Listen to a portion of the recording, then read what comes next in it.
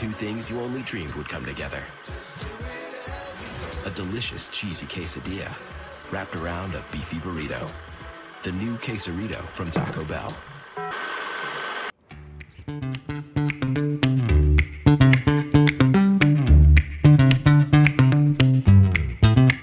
It's jarring to see it. We always see the photo.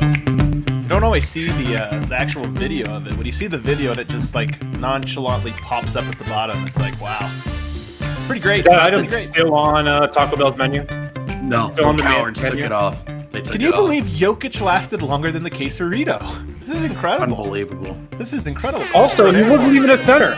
He wasn't even a center. The power forward, they drafted a power forward by the name of Nikola Jokic. How about the timing of two things you've always wanted to see together? Right as Denver Nuggets and Nikola Jokic. Oh, you're right. There's another one. Exactly. All right, welcome in everybody to Monday edition of the DNVR Nuggets podcast. No Eric today. He's off doing something. We don't even know what he's doing. But it is draft week. It's free agency week. Free agency is upon us, guys. We're live. We're deep into the free agency game. Moves are already happening. Deals are already being discussed and agreed upon. So we're going to talk about all of that. I'm your host, Adam Matas. I'm joined by the man with the wind in his hair. A Monday, fresh haircut or fresh hairstyle. Looking handsome. I'm struggling here. It's Harrison. Oh yeah, got a little cut for the show tomorrow. Did you really? Tune in Wednesday night. Mark your calendar. I know. I can't wait. 5 p.m. sharp. So good. It's gonna be so good. And then down there, looking handsome as always, it's Brendan Vogt. Gonna make my own quesarito tonight. We'll see how it goes. Might post a picture. So I actually found, this is apropos of nothing, I actually found this YouTube channel where this guy, the chef, remakes famous fast food items at home, and it's actually a pretty hilarious channel. I spend a lot of time on YouTube. A lot of time. So we're going to talk later on in the show. We're going to have our updated big board. I think this is our final big boards. You know, maybe Wednesday there's a move. There's a little bit of a change here or there. We'll talk about it on the show. But it's funny because we did this 1 week ago. Last Monday, we talked about our big boards and who we like for the Nuggets at 22. My list is completely different now. Not going to lie. Like the order of it. It's mostly the same players, but the order is meaningfully different as I've gotten more and more into the draft. We're also going to talk about some second rounders. But we're going to start today with some of the news, of which there is quite a bit. Let me pull up. Did I? Oh, no, here it is. Here's my news board. So obviously the big news, we're here. Trade season is upon us, and one deal has already been agreed upon, it seems. Or actually a couple deals. The big one, though, is Chris Paul. Don't forget about that Nets-Pistons deal, Adam. Don't forget about that. It's so funny, man, because I remember really liking Tana Musa. You know, back he was all he was like so cocky. Do you remember his interview in Denver? His pre-draft it was so cocky, and you're just like, wow, this guy's really confident. It turns out he just sucks. So, but nonetheless, we have so much to get to, guys. Today, Chris Paul gone from Oklahoma City, now with the Phoenix Suns, and the what was traded, what was included in that deal, continues to stack the deck for the Oklahoma City Thunder. Let me see if I can pull up all of the pieces here.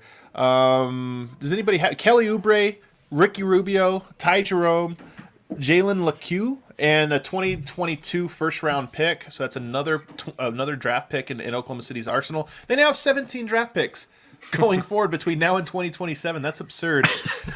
Where do you want to start? Where do you want to start with this, Harrison? With Oklahoma City or with Phoenix? Where do you think the bigger story or the more urgent story lies? Probably Phoenix, because I think it's a win-win deal for both sides. But with Phoenix, I think this takes them from a team who, you know, you probably really weren't worried about as like a team that's, or maybe they like would fight for the 7 or 8 seed. But I feel like this jumps them up a tier for sure. I mean, Chris Paul, we saw what he could do last season in Oklahoma City. I think it's a great move for Phoenix. It just makes them like way more of a real team in the West. Like Denver's still obviously, I think, a tier above them for sure. But in the comments, let us know about what he just said, because that's one of my questions is, are the Phoenix Suns now a threat to the Denver Nuggets? Are they a good team that's like, okay, they're going to be tough? Or are they like, hey, man, they might be as good as the Nuggets next year? I think they're going to be a tough out for sure, but I don't think they're in the Nuggets tier. But I just love what this could do for the Suns, for Devin Booker, and for DeAndre Ayton, who's going to get to play with Chris Paul right now. That's like the biggest Christmas gift he could have ever asked for. Well, yeah, I think it's a win for the league. I mean, we could easily be talking about him going to another contender or forming a super team, but we're talking about him going to a team that everyone enjoys, that just had a fun bubble run, that is better than their record suggests in a tough conference. And now they're going to be very competitive. I don't think they're contenders, but there's a ton of middle ground between missing the playoffs, winning the finals, and what an organization should aspire to. The name of the game is trying to get better. They got a lot better. You have to try for Devin Booker. You have to try for Ayton, and you have to try for your fans. At a certain point, that Suns culture is just going to continue to tank. When I started watching basketball, that organization was cool. They were relevant. This is a good first step in that direction. Phoenix? You're talking about Phoenix? Yeah. I actually think Phoenix is on the right track, and they already got there with a coach that's perfect for sort of where they were at, Monty Williams. So I think that they are a team that, to me, I don't think they're quite contenders like Denver is, but I think they're huge threats. Chris Paul, in my opinion, this might sound like a hot take, although I think it's less of a hot take after the season he just had. I think he's one of the more underrated players of my generation, of my lifetime, right? He's roughly my age. So of watching this time, like a lot of people think of him as this choker, and certainly he has like some high-profile bad playoff performances, but he's really good, and his teams always seem to be really good with him and not so great once he leaves them. I think that you now have Booker, who looks like he might be in line for a Jamal Murray-esque leap. Like, he's a really good player. We just never seen him on this type of stage. And DeAndre Ayton, who I think is a great player, has really grown into – I was low on him his rookie year. He really won me over this last year. I think that the Phoenix Suns are going to be a really tough out, and then, we'll see how else they assemble and put the pieces together with their team. The rumor where they want to bring back Dario Saric, they have some pieces, Bridges. So I think that's a really, really, really good team, and that's a team that if Denver matches up with them in a playoff series, I still pick Denver, but that's just another team that you look at and you go, damn, what a tough out. That's going to be a tough one. The West has, by my count, like 12, 13 really good teams that if Denver matched up with them in a playoff series, it would be a tough playoff series. If we go to the other side of this deal and we look at Oklahoma City, Sam Presti, one of the best in the biz. Russell Westbrook is an untradeable contract. Do we have that thing I pulled up earlier? I think it was, Kale, if you want to look it up, I think it was StatMuse on Twitter put this out, MUSE. But if you look at Russell Westbrook, he is an untradeable contract right now in Houston. The Rockets would love to move him on, but apparently there's no – I think the words that were used by Woj was it's a barren market for Russell Westbrook. Well, if you look at what Sam Presti did, he flipped Russell Westbrook into an all-star season of Chris Paul that got them into the playoffs. Kelly Oubre, Ricky Rubio, Ty Jerome, Jalen LeCue. I think I'm saying that. I don't know Jalen LeCue. I don't know this guy.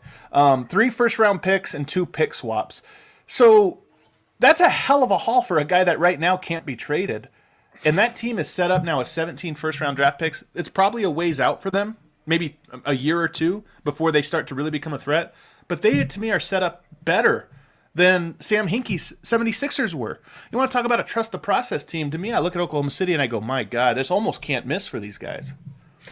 Yeah, and they've got the draft picks in the perfect time period too, with these stacked drafts on deck like next year and in 2021, and I'm sure after that I don't know what's going to happen with the one and done rule, but so that's the thing. A lot of these picks have been pushed to 2022, and this is also pertinent when we start to talk about Denver and Jrue Holiday later on. But it sounds like Jonathan Gavoni from ESPN was reporting earlier today that the 2022 draft, a lot of people expected it to be the last year of the one and done rule, so it'd be like a double draft because all the best high schoolers and college kids would be coming at the same year. Sounds like with how the pandemic has shaped everything, that might get pushed back a year. So a lot of these picks, 2022 picks now, have lost value a little bit. Yeah, but a lot of these huge contracts that we say are untradeable, Russell Westbrook, Chris Paul, it only takes one team.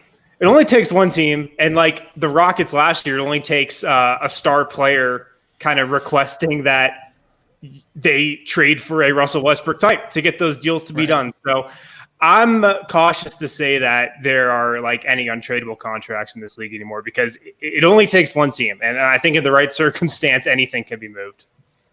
And how quickly things change. I mean, Chris Paul played himself way back up in terms of value. I know Houston was this close, but he also got hurt. It was towards the end of his career. And I guess you could say maybe not drastically so, but starting to trend down compared to his peak. So at the time, the conversation was also like, what does Houston do with Chris Paul? Can you even move Chris Paul's contract? So things do change pretty quickly. But look, there's no question that if you're trying to rebuild, winning in the meantime, having a super dope fun season, and then getting all of the picks the way Sam Presti has is a good strategy. James Harden, by the way, he has Chris Paul. Everybody's like, I don't know, Chris Paul. You can't really trade him except for another untradeable guy in Westbrook. That's the trade. Turns out Chris Paul's actually awesome. Then you get Russell Westbrook. It's like, can't trade Russell Westbrook, man. This guy sucks. So maybe there's a problem here. Somehow, Adam, Sam Presti's still going to lose out on Executive of the Year to whoever Pelinka? who brings in Serge Ibaka this summer. It's either going to go to Brooklyn or the Lakers. Kale, is Harrison's audio like ducking underneath every time he talks? Something's weird's going on with him, or every time somebody talks over him, which is often. We should probably talk about. We haven't talked about this James Harden rumors. There's a lot of sort of mixed information, but James Harden possibly going to Brooklyn. Again, some of the stuff might be keeping an eye on Twitter now as we talk, because some of the stuff is going to be happening, pretty quick. You can, in the comments, if you're watching wrong, you see something, you can let us know. But James Harden now allegedly linked to Brooklyn. Maybe Brooklyn's going to pick him up and make a big three out there. Would be the weirdest big three in history. But this is, Houston a year ago said they like the team. We're not going to do any changes. We like the direction we're in. Now you got Mike D'Antoni's out. You got Daryl Morey's out. And now it sounds like they would like to move Westbrook. Nobody wants him. Maybe they move Harden because Harden wants out. What do you make of this report, Vogt? Is this somebody I saw a conspiracy theory on Twitter that I think might be accurate. Danny Ainge is known for scrambling the disinformation to make trades, and he wants Jrue Holiday. So maybe you try to take Brooklyn out of this or something. I don't know. But what do you make of these rumors? I mean, until I hear Woj sort of really doubling down on the idea that there's real momentum behind that, I'm very skeptical. I don't know how much sense that would make. I do think the Nets are now in this Lakers tier of national spotlight, enough aggregate talent that we are going to hear them involved in every potential trade going forward, and that Chris LeVert is now the next best asset in the league and all these things. So there's going to be, I think, a disparity between the noise we're hearing about Brooklyn's involvement and their level of involvement in any of these rumors going forward. From a Nuggets perspective, if the Nets get James Harden, that obviously takes him out of any running for Jrue Holiday. So that would be good news for Denver. If that trade went through, man, I know there's only one ball, but the Nets will be heavy favorites in the East, right? James Harden, Kyrie Irving, Kevin Durant. Harden going from having to do everything in Houston for the last 2 years to just playing next to those two guys. I mean, could life get any easier for him? They're real personality questions if that were to happen, but the truth is all three of them are elite shooters. All three of them are elite one-on-one players. It would be hard. Basketball's a hard game when you have guys have offensive weaknesses, because okay, we have to have this guy over here and this guy does this thing and the timing's important. When your guys can just always beat their man off the dribble, it's actually pretty easy. It's not that complicated of a game at all. So I see people saying, I don't know if it'll work. The only question is if those guys would fight in the locker room over a YouTube conspiracy video. That's the only reason. I don't know. I mean, look, the team would be very good. They would be favorites in the East, but I have questions about a team that who's the leader on that team? I mean, that's what I mean. Those are the questions. There are questions about the defense, I think, of Kyrie and James Harden. I mean, you've got, I don't know, Kyrie's career without LeBron, not so great. KD's career as a leader and leader by example, not so great. KD is also coming off of an Achilles tear. And the last time that Harden was this off-ball aficionado was a decade ago. It's been a while. I mean, he's been the center of his own universe now for quite some time. So, look, would they be instant contenders? Total nightmare? Yes. But I would have some questions about the fit. Imagine if Denver played them, how many fouls they would draw. I mean, it would just be 100 fouls. Jokic would foul out in 4 minutes playing against those guys. But I don't want to do – so here's the thing that I think. Here's my only take on this Harden thing. I put this on Twitter the other day. I might have reacted immediately. The emotion was speaking more than anything else. But I really freaking hate this league. I love them. My love for the Denver Nuggets is so inversely correlated. And I don't want to do the thing that the NBA wants me to do, which is sit here and talk about how cool and interesting the Brooklyn Nets would be if they would acquire a third superstar and coerce their way into this thing. So Anyway, F them. That's my take on the on the Brooklyn Nets. This is why it's cool that Chris Paul went to Phoenix. Like, I know it doesn't shake up the league, but it's cool. Like, there was movement. We can celebrate that as a fun off-season, like, dynamic development that doesn't make you want to, like, do something else for a living.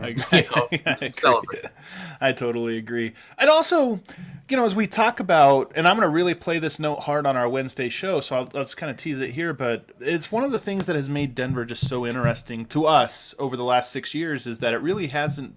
It's just been a step-by-step process, and of course, they have the "We Don't Skip Steps" moniker.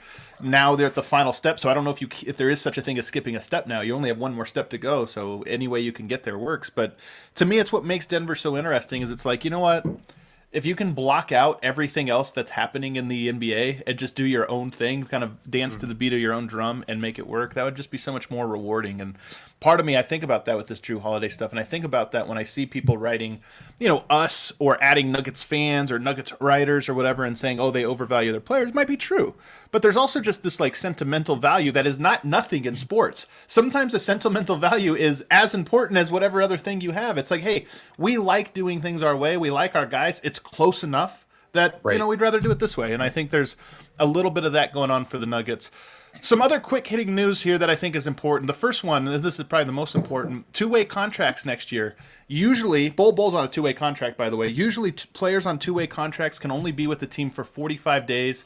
The league hasn't really defined what 45 days means. It could travel, practice, games. That's for clarity. But other things, it's been ambiguous. They've thrown that out. Now it's going to be 50 games. And I think this is a big deal because Bull, who's on that two-way contract, I don't think, even if he's on the roster, I would have been surprised if he played 50 games anyway. That would have been about the amount of games they would have played him. So now I look at it and I go, sweet, Bull's on a two-way, but he's basically on the team, and he's going to be able to stay with the team the entire year, and I think that'll be really good for him. And by the way, if you get through the first 10 games of the season and he doesn't play, or first 20 games and he's only played 10, you basically don't have to worry about it. Just play him like he's on the roster the rest of the year, and you're probably set. Yeah, the key here is that they switched the quote-unquote days to games, because I never really understood the 45 days. Did. Like the Nuggets over the last couple of years to conserve Torrey Craig's days with the team on a two-way during his rookie year, he was having to fly on a Southwest flight to games by himself, so he wouldn't be with the team on that travel. He was having to practice after the entire team had practiced, so that didn't accrue one of his days. That was always so stupid. But the great thing is, like you said, Adam, Bull's going to be able to practice with this team full time and not have to worry about those days he's using up. And then what would the window be, should Denver decide they still want to convert him to a full-time spot? What would their sort of window be after this season on making that decision? Do we know how the two-way works? I had Danny LaRue on the other day who talked about this, but it sounds like Denver is in pole position to retain him, even if they should do this play out the entirety of the contract. So I don't think that's a concern. In fact, I think it makes it more likely that Bull remains on this two-way contract for the entire season, which I think would have happened either way, but it helps for Denver. A couple other quick notes. The deadlines, I believe Jeremy Grant has until November 19th to decide on his player option. Monte Morris guaranteed date is the 20th, and Keita Bates-Diop's contract becomes guaranteed on the 23rd. Only reason those are important is because everything's going to happen in such a condensed window that I don't know that would have mattered anyway. Once Wednesday arrives, I think all the pieces are going to start falling, and then free agency 2 days later. Those are just the deadlines now. Denver probably will have a good idea of what they want to do after the draft, but all those guys will have those decisions to make. Is there any other news and notes we need to get to? Oh, I guess actually one other thing. When we talk about Houston possibly blowing it up, I saw a lot of... we'll talk about this on the other side. Robert Covington and PJ Tucker, a lot of people throwing that in the mentions. Can Denver try to poach like they did with Jeremy Grant? When there was the fire sale in Oklahoma City, Denver didn't get the main piece. They got the side piece, and Jeremy Grant turned out to be a good one. Could a similar thing happen? We'll talk about that on the other side. Yeah, Week 10 of football is in the books, guys.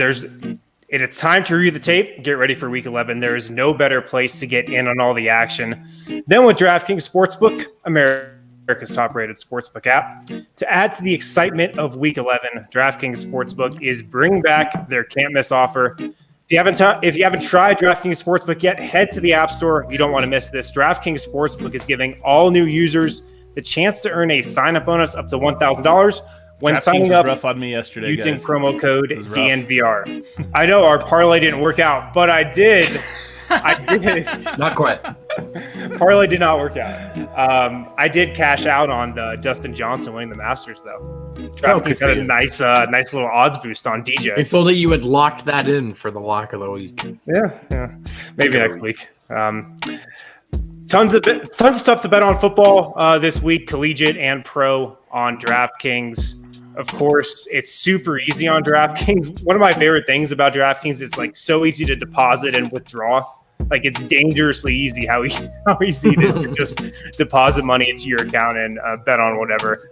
So make sure to download the top-rated DraftKings Sportsbook app now and use promo code DNVR when you sign up and get up to $1,000. That's code DNVR to get a deposit bonus up to $1,000. For a limited time, only at DraftKings Sportsbook. Must be 21 or older, Colorado only. Bonus comprised of a first deposit bonus. Deposit bonus requires a 25x playthrough. Restrictions apply. See DraftKings.com/sportsbook for details.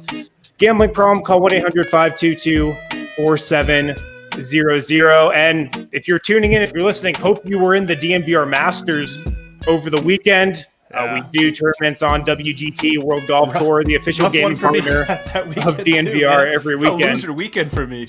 Yeah. It's a real loser all weekend. Yeah, Adam's still trying to get in the sub 300 club for the closest to pin challenge. So here's what happened. Maybe next week. So Harrison played before me, and then I was on the 9th, the last shot, and I'm ahead of Harrison and in great position to beat him.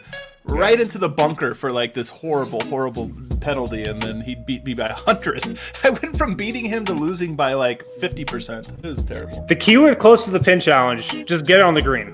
It is just true. Get it on the green. Don't try to get in the hole. Just play a little conservative. Get it on the green. But you guys download WGT from DNVRGolf.com. Then what you need to do, search for the DNVR 3 Country Club. That way you'll be entered into all the tournaments that we do. DNVR 4. We filled up. Oh, we're filled up on DNVR 3? We're on 4 now. You got to find DNVR 4. DNVR 4. So we've got like 500 people playing WGT in like the DNVR community. That's crazy. It's crazy. All right.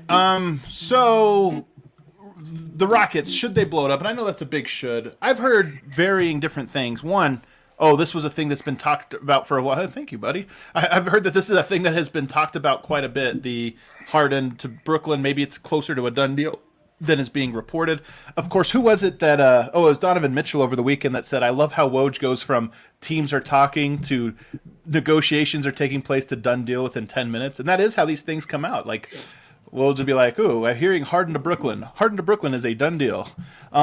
So this could be, or it could be nothing. I mean, there's a lot of conflicting reports out there, but should it happen? And the Rockets are tearing it down and starting over. Robert Covington and PJ Tucker, a lot of people in the mention saying that that's guys they'd like. Vogt, what's your take on that? What should Denver, are those guys Denver should be all about, or maybe it might cost too much? What do you think? Yeah, I mean, there's some reservation when you start considering what it might cost in terms of the trade itself, and then in terms of whose minutes it cost you. And again, people are going to feel differently about who plays here, particularly MPJ. But either of those guys are defensive studs who are great catch and shooters. Yeah. And it's really, really easy to see their fit in a variety of lineups, but particularly the starting lineup. And I think if it was a guy like Rocco, and like, let's say Grant does come back.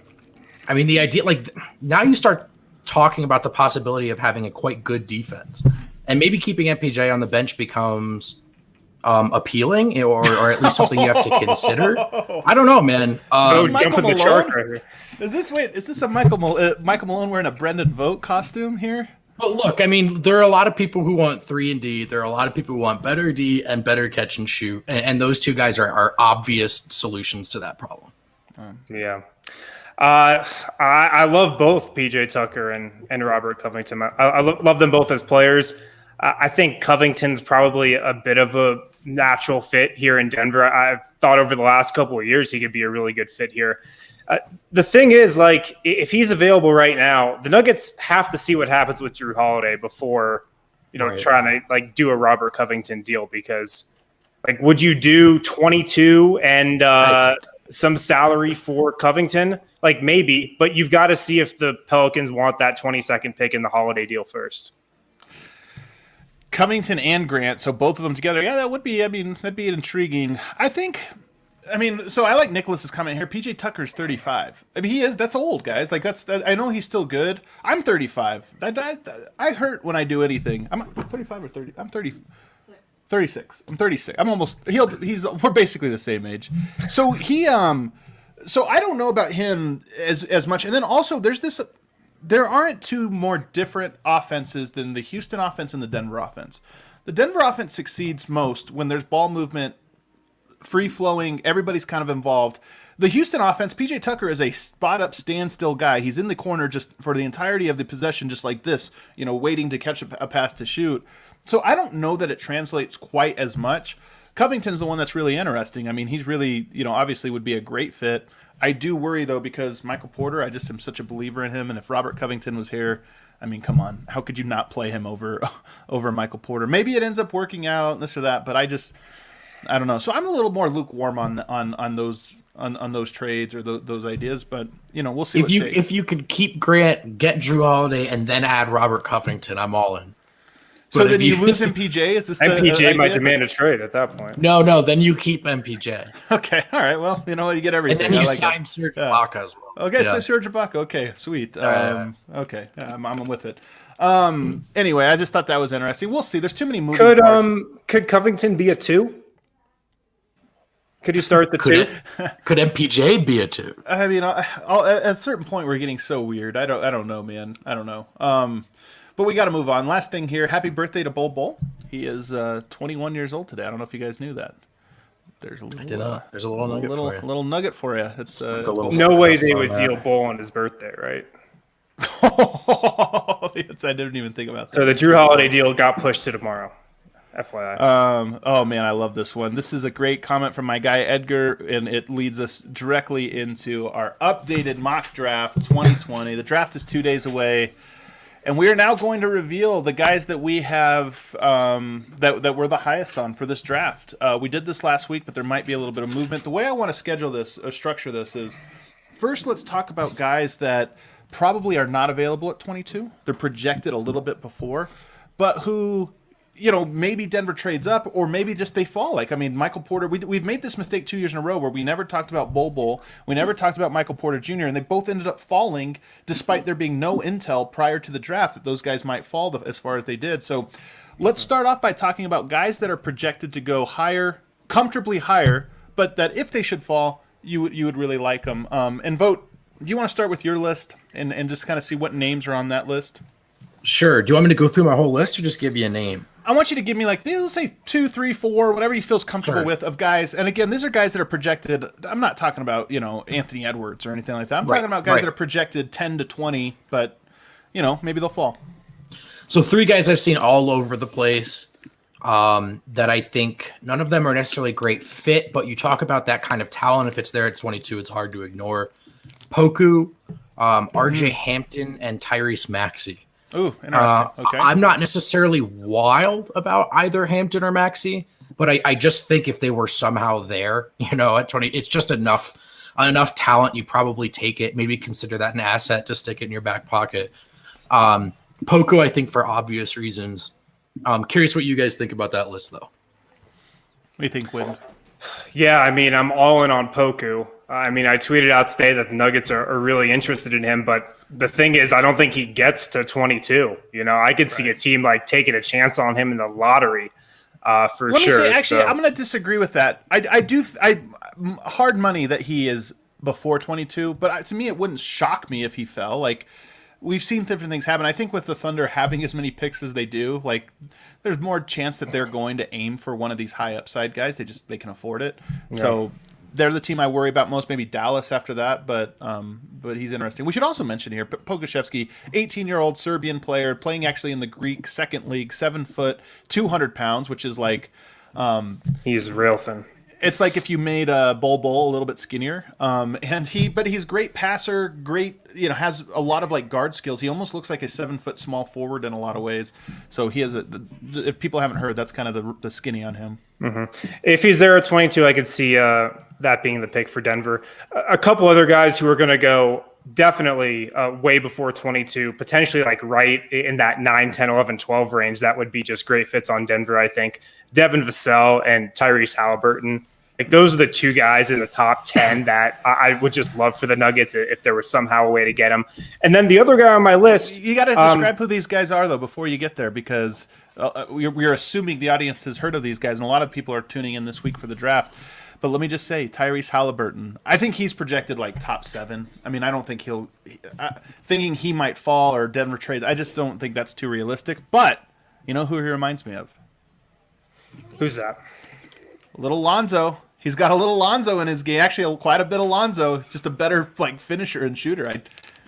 Big fan of Tyrese Halliburton. Yeah, Halliburton is just like a super high IQ guard who can like fit into any type of system. Like he needs some refinement, like the pick and roll game. His handle's not super tight, but just a super smart player who it seems like he's going to be a factor in the league. And then Vassell, like 6'7" wing, who just seems like he's going to be a great shooter, but then a great defender as well, on the ball and off the ball. He's super long, smart player. Just seems like he'd be the perfect piece in Denver on the wing. And then the last guy on my list, who I thought would be in Denver's range at 22, but ESPN's latest mock has him going 13, Saddiq Bey out of Villanova, who I don't think has the ceiling that a lot of like the lottery type prospects do, but I love his shooting. He's arguably the best shooter in the draft. Super smart player. He's like 6'8" with an NBA body too. And he's a really high IQ defender as well, on and off the ball. And I don't know if he's going to be an all-star. I doubt he'll be an all-star, but he just seems like a plug-and-play guy who's going to have a long career in the league. So Saddiq Bey is my number one of these guys. And again, part of this is, like what's realistic and what's not, because obviously I think there's guys like Halliburton you said that I like, but I think they have no chance of falling. Saddiq Bey, maybe, probably not.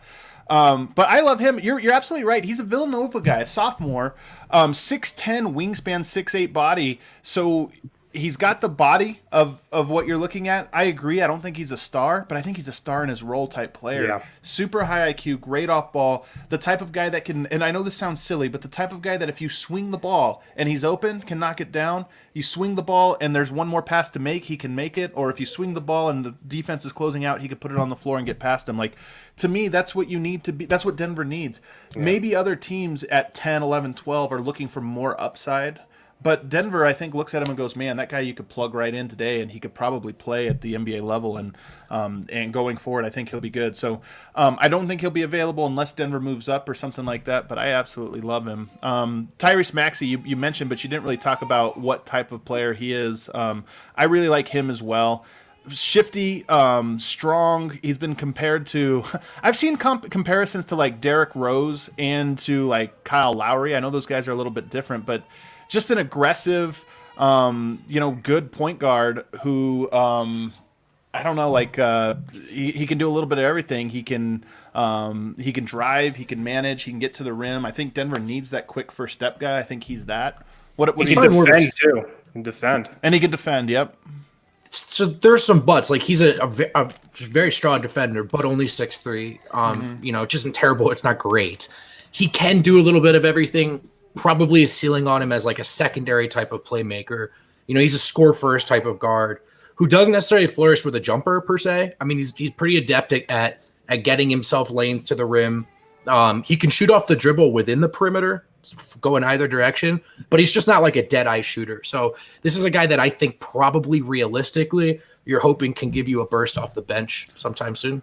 I love the way he shadows on defense, man. I mean, that guy, there's some defender that he's like that small, super quick, shifty guy offensively, but on defense too, especially I would say on defense, where like guys will make a crossover and he'll go for the fake and recover. And he's just so quick, like shadowing defenders that I think he's been interesting. But you guys know my thing. If you're short, I just get so nervous anytime Denver talks about getting anybody that's 6'3" or whatever. Especially if you're not a lights out shooter. I don't know. To me, just like that's the best way to justify your your size. Pokuševski's right there for me, and then Precious Achiuwa, who I think is another guy that's really interesting. I don't quite see it as much as everybody else seems to. Like, I think he's really good. I think he'll be an NBA player, but I don't know that he'll ever be like a super high impact do it all defender. I think he'll be more of a little bit more of a he's good against this type but not against that type of defender. Which again, if he fell to 22, that's a great pick. But if it's if you're picking at 12, 11, I'd be a little bit more worried. Our buddy Dan Meringue here from Portland says, hands off Poku. Every fan base wants Poku. 30 teams fan bases want Poku right now. It's because everybody wants the like super high upside, and he represents that.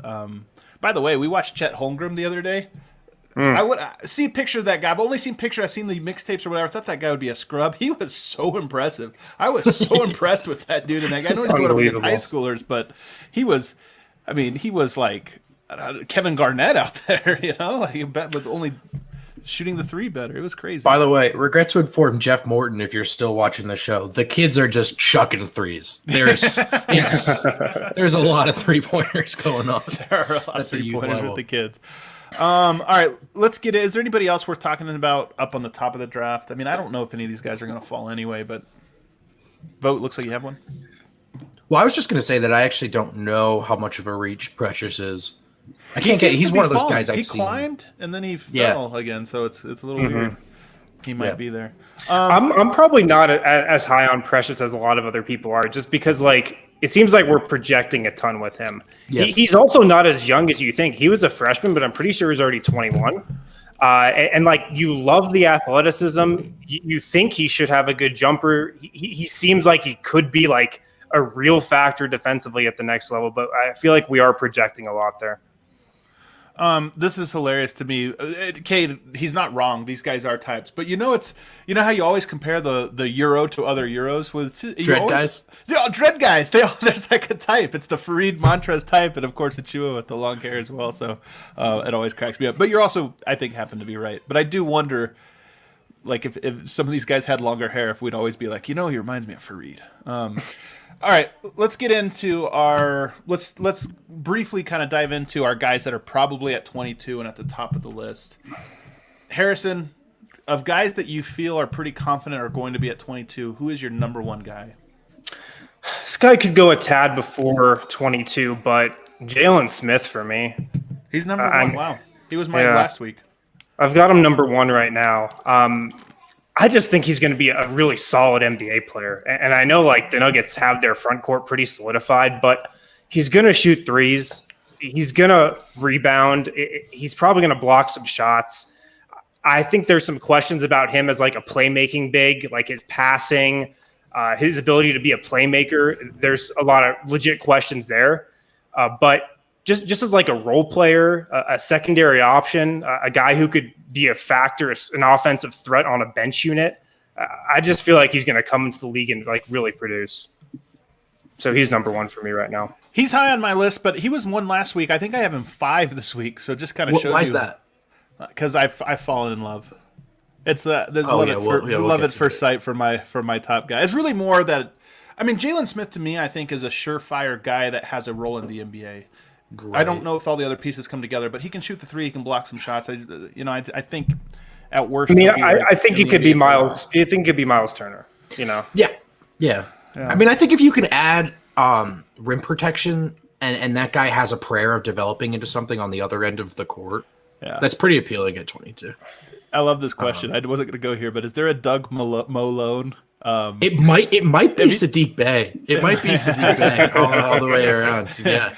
This is for people that don't know. Vogt did created a player on NBA 2K or NBA. What one was it? 2K, yeah. 2K, yeah. So he created a player, did a season with him. I was going to run it back, but there's no off season. So there's no off. Here we go. All right. Jalen Smith. You know what though is funny about him? And I talked to Kristen Peek for the Yahoo about this specific thing, and apparently his nickname in high school was Sticks. Yeah. But then when he got to he worked so hard on his body that now you look at him and yes, he could get a little bit stronger, but now he looks like a normal prospect to me. He doesn't look like a skinny guy. I think he's a guy that could add muscle and look good. A little top heavy. I think if he adds more muscle, you'd probably like to see it on the bottom half. For sure. Mm-hmm. What Vogt, what about you? Number 1 pick. Man, I've said it a lot. I like Josh Green. I think if you like a 3-and-D guy, I just think this guy's going to be ready. I also think there's a tiny chance. I don't think this is why you're drafting him, icing on the cakes type of stuff. Tiny chance that this is a guy who had a lot more talent than sort of the injuries would tell that story. And by the time he got to Arizona and was playing, he was sort of asked to fill a very specific role. Don't think we necessarily know that he can't do more than that as a 3-and-D, a guy who can slash and attack and overzealous closeout. Maybe there's more to his game, but I just think that he's going to be a guy who's ready to enter the back end of the rotation sooner rather than later in a spot where Denver could use it. Yeah, he's number 2 on my list, and I like him a lot. If Denver, there's 2 or 3 guys that if Denver, I would say there's 2 guys to me that if Denver winds up with him, I'm gonna have the fist bump. And Josh Green's one of them. I would be really just optimistic about that. I think he's the type of player that has a foundation in place to become a much better player, to really grow his offensive game. And defensively, I think he's elite already. Every team will turn him into an elite defensive player. Right. So to me, he's really, really high on my list. And if Denver takes him at 22, I'm going to feel really good about it. Yeah, he's number 2 on my list as well. I just think he's super projectable. 6'6", really strong. The kind of background on him seems really good too. A really good kid who's a worker. I like that he's from Australia. I know it doesn't really matter, but I like it.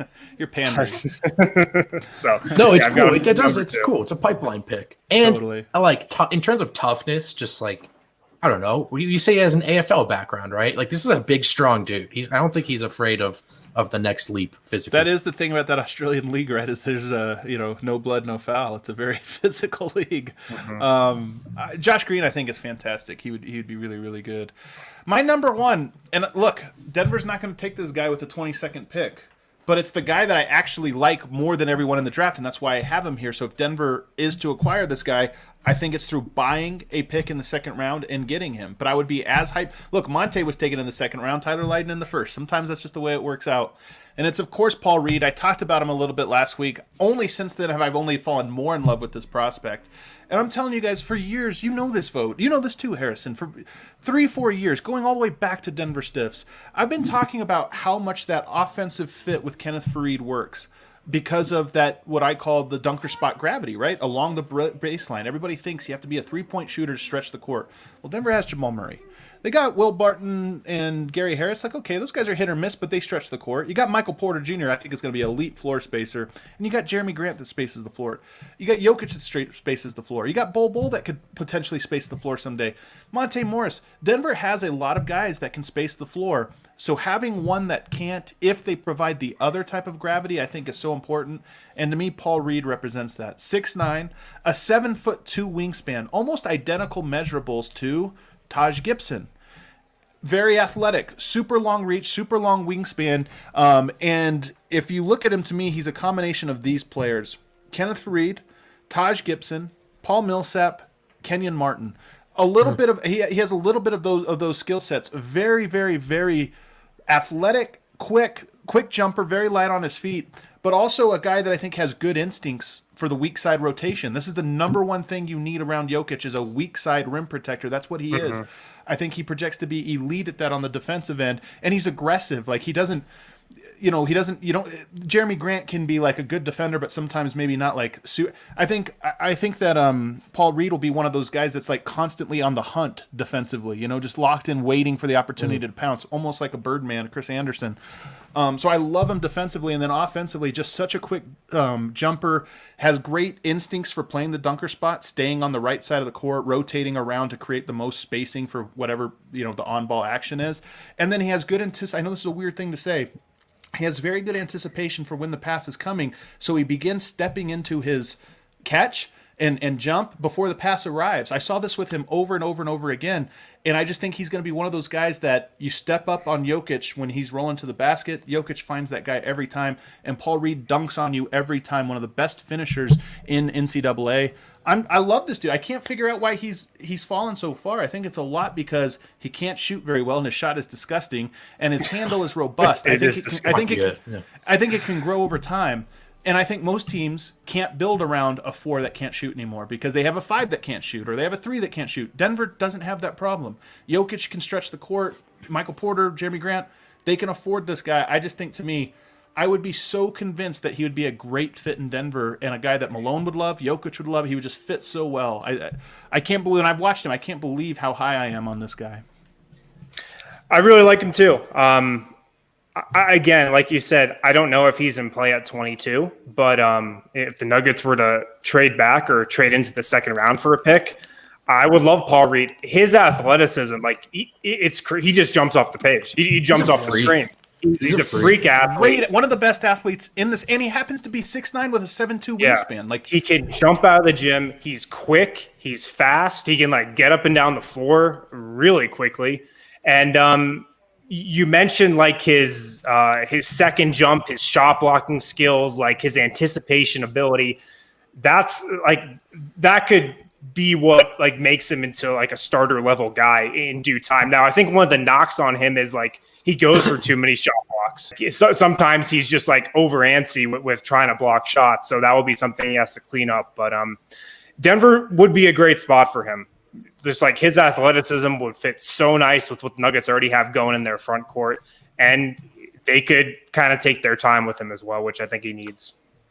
When I look at Paul Reed, I see the future Danny Ainge wants. There's just the 2030 NBA is just going to be 100 Paul Reeds flying around, switching everything, He's a long boy.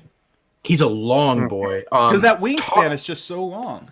And quick, man, a ton of potential versatility to me. Just a terror. Just kind of the when you watch the playoffs and you just go, man, I wish I had 4 or 5 of those types of bodies to just send out there, go flying. I mean, Paul Reed's just one of those guys. So I agree with you that the touch, the offensive sort of skill set, I mean, it's a fit thing. And in Denver, how much does that matter? So if you say more athletic Paul Millsap, I say I'm in. Well, Paul Millsap's so smart that Paul Reed, I don't think, is quite as smart of a defender. You talk about how Paul Reed can jump for shot fakes and stuff, but Millsap never had that problem, in part because he's such a ground-bound player. But I just think Paul Reed, I mean, he really is a mixture of all the power forwards that have come through Denver that have just been so great. And I think Taj Gibson is probably the number one comp to him. So it's like with Jeremy Grant. I've talked about this a lot. I think Jeremy Grant is a little overrated by Denver Nuggets fans, in part because the stuff he can't do just doesn't matter on Denver, because Denver already has their top-end talent. I think the same thing is true of Paul Reed, and this is why he's fallen, is people are like, yeah, but he's not going to stretch the floor. Okay, not too concerned about that. I think Denver can survive. Well, he's not going to, you can't really handle it. You can't give him the ball. It doesn't matter. Don't want him to. I actually don't want him dribbling. I think I just want him dunking and offensive rebounding, which he is elite at. And I love this comment. He's such a Raptor. Exactly, because the Raptors find really good players. I mean, he's such a Raptor. So I would love for Denver to get in on the running. All right, let's take another break, and then on the other side we'll get into some of our other prospects, including a couple second rounders. And then it looks like James Harden, the new Shams report, does in fact want out of Houston. It's all happening. We'll talk about it on the other side. Yeah, guys, we got Green Mountain Dental Group. A lot of us here at DNVR, we go to Green Mountain Dental Group to get our teeth cleaned, to get cavities filled, to get what other dental work we need done. They're awesome people to go to. They care about their patients. They actually reach out to you after you go in for a visit at Green Mountain Dental Group, just ask you how your experience was. So they're customer first. Like I said, we've had a lot of people at DNVR go in there, get wisdom teeth pulled, get cavities filled, whatever you need. They do a great job. When you schedule a cleaning, x-ray, and exam at Green Mountain Dental Group, they're going to hook it up with a free Sonicare toothbrush. So you don't have to go to King Soopers and get a $2 or $3 toothbrush every couple of months. And you never have to do that again with a Sonicare toothbrush. So hit up Green Mountain Dental Group today. And Strava Craft Coffee. Today, I believe, is the last day you can get this, guys. Until midnight tonight, Monday night, all DNVR members can receive 30% off their purchase at Strava. If you are a member, I believe you got an email about how to retrieve your 30% off Strava code. Of course, Strava Craft Coffee, packed with CBD. It's been known to help cure long-term migraines, back pain, arthritis, other aches and pains, and IBS. IBS too. Don't forget about IBS. Don't forget about my IBS. Through Monday night at midnight, DNVR members can get 30% off their purchase at Strava. Yeah. All right, so you guys can see here pulling up the report from Shams, a little Sham wow here. So James Harden apparently wants to be a contender elsewhere. I love that they put that because I'm not sure Houston is a contender anymore. So you could have dropped the elsewhere. It seems a little redundant. He wants to be on a contender. And Brooklyn and Philadelphia are believed to be his desired trade destinations. First off, 2 Eastern Conference teams. It's sounds like a small minor win here. Not that this is going to happen, but if Harden is to be traded, I would much rather him be to the East and not to create another juggernaut in the West where it just seems like everybody is. But it just seems like this story is picking up a little bit of steam now, as you'd kind of expect. I do love how they are setting up, or I don't even know who they is. Is it maybe it's Danny Ainge, but he's setting up Brooklyn and Philadelphia to bid for Harden against each other now. I love it. Yeah. Does Danny Ainge might be Harden the greatest 40 chess players. What were you gonna say, Vogt? Oh, we just lost him. Okay. Harrison, give us. So we have Paul. We have Paul Reed off the table. I know he's not on your guys' board. We have Josh Green. Paul Reed's on my board. Paul Reed's on my board. I'm in. You're in? I sold you on him? All right. I'm telling you, if Denver moves the 22nd pick and buys into the second round and gets Paul Reed, I'll be like, perfect. We got a guy that I can be excited about for the future. And even if they take someone at 22, I would still love for them to do that. They have roster spots to gain. Paul Reed, I'm so in on him. And the funny thing is I actually think he would be good on Minnesota. I think he might be good in Dallas. I don't know that he'd be good in too many other places. So this is almost a self-fulfilling prophecy thing, whereas if he's with Denver, I'm going to feel great. But if he goes to Sacramento, he's probably going to suck. And people will be like, that was a horrible pick, Adam. Yeah. So I'm ready for that. Apparently Shams tweeted out Orlando and then deleted it quick. Yeah, I don't know. I don't think Orlando is in contention for James Harden. I don't think they're bidding against Philly and Brooklyn. I don't think so. A couple other guys that are on my board. I'll talk about these guys together because I think they kind of bring similar things to the table. Xavier Tillman and Isaiah Stewart, 2 big men who, again, kind of like Saddiq Bey. I don't think they're going to be all-star type guys. Yeah, but especially Tillman. Actually, both of them, really. I think they're going to be 8 to 10 year players in the league and maybe career backups, but really solid backups who, can kind of bolster the front court for Denver, who, has a little bit of an uncertainty going forward at the 5 spot behind Nikola Jokic. So I think both those guys. Wingspan, by the way, Isaiah Stewart, 7'4" wingspan. I mean, that's crazy. I think both those guys, great motors on both of them. They're going to play super hard for you. They're going to embrace their role, which we know is really important, particularly with bench guys. I feel like they'll both check off that box. And both didn't really shoot the 3 in college, but I'm a believer in both their jump shots too. I think they could be projectable shooters. Are you back, Vogt? I am. Did I miss the James Harden conversation? It's not interesting. It really wasn't. It really wasn't one. Okay. I guess maybe tomorrow we're gonna have to end up talking about James Harden to Denver. I don't know what. I don't really want to talk about that. No, we're not going to talk about it. Yeah, I guess we don't have to talk about it. So he went with Isaiah Stewart and Xavier Tillman as other guys there at 22. Do you have a take on either of those guys? Well, I was going to ask what we thought of Stewart because there's just so much connection to Denver, and it seems like a guy we haven't talked about a ton. I mean, I don't want to be redundant because I missed Wynn's piece. It just Stewart to me seems like I think a more contained, safer pick in that you're drafting this guy to fill a role, and you probably wouldn't project him to fill anything outside of a traditional backup 5. Yeah, he's a backup 5. He's I think a high floor, low ceiling type guy. He's going to hustle. He's going to crash the glass. He's going to be physical inside. My biggest concern about him is I think he measured 6'8" in shoes. Yeah, he's short, but he's got a big wingspan, 7'4" wingspan, but he's just small. So that's probably my big concern about Stewart. But I really like Tillman. The area where he probably differs from Tillman is just he's a much more offensively inept player. Yeah, kind of like Cade's saying right here. He can make that that pass off the short roll. He can do a lot more things offensively than Stewart, who really in college was just a back to the basket big. Yeah. Those guys are on my list as well. I wouldn't be necessarily excited if they got them. I would be disappointed. I just would be okay, all right, I thought that. One guy I saw today that was connected to Denver, and I think the most accurate mock drafts are Mike Schmitz and Jonathan Cavoni. I just think they're the most plugged in guys, and they seem to always know. And they today had Malachi Flynn as Denver's pick, and makes me a little nervous because I'm not going to lie, he's not on my board. He's not in my top 10. Really short guard. Do you want to give me the rundown on him? Which one of you guys did the report on Malachi Flynn? I did, and Malachi Flynn, another late first round guy who, in my opinion, is like high floor, low ceiling, and he projects as a backup point guard to me. He's a straight Shades backup of Monte, point guard. maybe a little bit, maybe, but I just don't think that's what Denver should be targeting in the first round as a backup point guard. Malachi Flynn, gifted shooter, very good in the pick and roll, very savvy with the ball, but he's small also.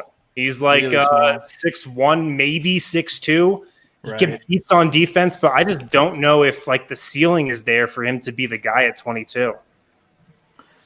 Yeah, it seems redundant. I mean, you got Monte, or you're thinking about sort of going a different direction with that sort of role in PJ, right? So I guess you could understand it, but I think this would be one of the more anticlimactic picks the Nuggets could make. Extremely. You talked about a fist bump. I think we would look at each other and maybe kind of shrug our shoulders a little Malachi bit. Flynn, he's one of the risers, though. It seems like he is one of the guys that's been rising up boards, because I think like 2 months ago he was a second-round pick. Now he's being talked about in the early 20s. I think that's when you ask about Monte, he's in line to be paid here shortly, and I think worth more than what Denver's going to need in terms of they need a backup point guard. They don't need a great backup point guard; they need a good one, and Monte Morris is kind of a great one. So maybe this is a looking around the corner. Malachi Flynn comes in for 1 year, understudy. Next year he takes over that role. So I could see it, but again, to your point, that's not a fist pump moment.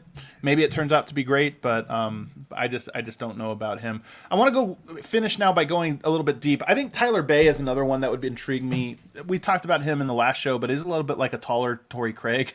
I think he's a really good defensive player. I think he can be like an elite defensive player at the NBA level and guard a lot of positions, a lot of length, but offensively, just super limited. He is a CU guy, so there's that. I've heard Desmond Bane a lot. Another couple names, though, a little bit later there's two guys I want to talk about that we haven't talked about yet. One is Isaiah Joe, and this is another second rounder. If Denver, maybe Denver does make this trade and they get 3 or 4 pieces going out the door and only 1 or 2 coming in, and now you look at it and you go, we got to fill up our roster. If you manage to grab a couple seconds, Paul Reed, of course, is my number 1. But Isaiah Joe is an interesting one. Long, I believe 6'5", 180, so he's kind of a Will Barton build. Very good 3-point shooter. He took almost 11 threes per game this last season at Arkansas. Only 34%, but he was 41.5% the year before. I think he's a very good shooter that just has like an insane volume.